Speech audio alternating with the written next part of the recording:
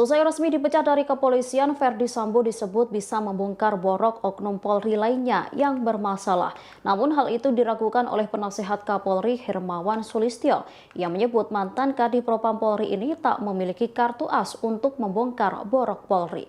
Disebut Hermawan, ia memiliki argumen yang menguatkan analisisnya itu. Apabila Verdi Sambo benar memiliki kartu as, maka ia bisa menyelamatkan diri dari sanksi yang dijatuhkan kepadanya, sehingga ia akan terlindungi dari institusi Polri. Hermawan lantas menyebut Verdi Sambo minimal diskors 30 tahun, bukannya dipecat atas tindakan kejahatan yang ia lakukan.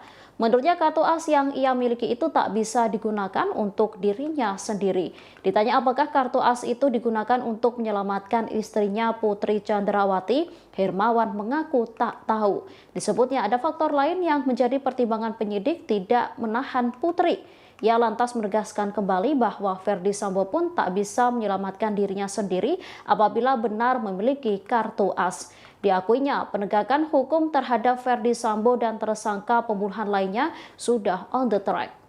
Sebelumnya, dugaan Verdi Sambo akan membongkar borok oknum Polri diungkapkan oleh Ketua IPW Sugeng Teguh Santoso. Bahkan diakuinya, ia memiliki dokumen-dokumen yang mengarah adanya indikasi tindakan itu.